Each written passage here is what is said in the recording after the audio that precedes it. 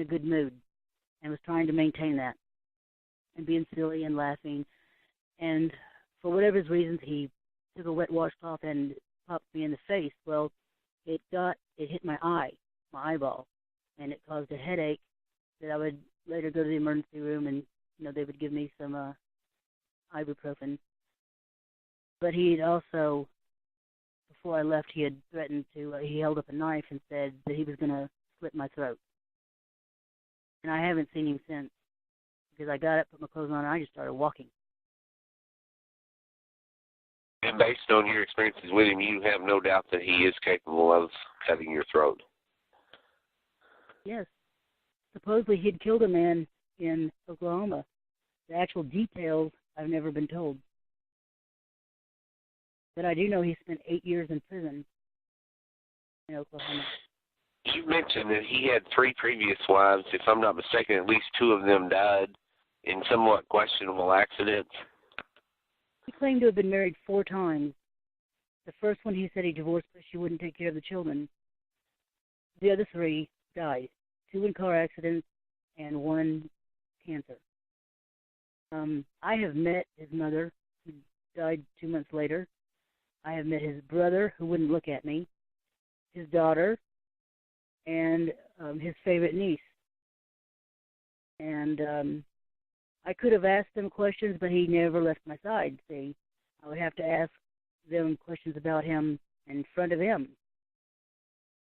And I didn't want to do that, because I didn't feel like I would ever get an honest answer anyway. His mother did tell me, control him, and smiled at me before she died.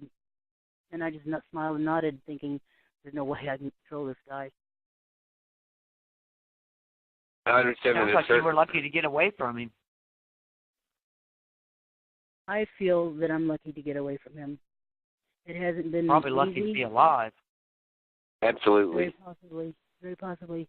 There was 3 occasions, 3 nights in a row where I was certain that he had drugged me.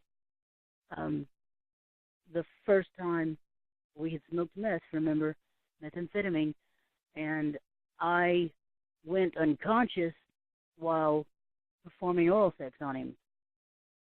And then I woke up, and I realized what was happening, and the next thing I know, it was a blackout again.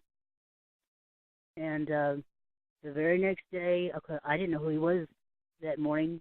I didn't know who he was. And I tried to play it off, asking him for a cigarette, trying to get my mind together. And, of course, eventually it would dawn on me who he was. The next night, same thing happened. And on the third night, because the last thing I would remember is, hey, you want to drink the rest of this Smirnoff?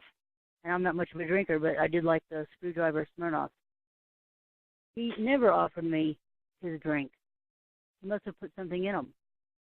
And whether that was like my own Rohypnol. Ativan, ma'am?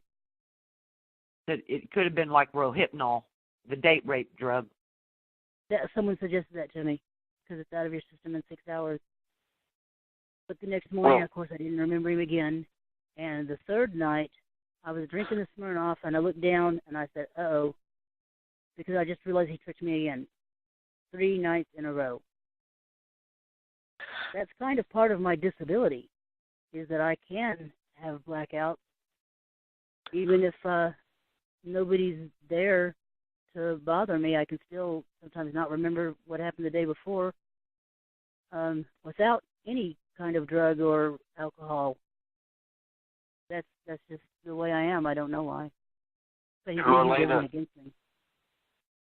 Marlena, if I recall correctly, there was an incident where your dog suddenly collapsed on the floor, and you felt as if maybe he had also been drugging your dog, that beautiful Alaskan Husky. I still feel that he was drugging her. When the rapes were occurring, where was my dog?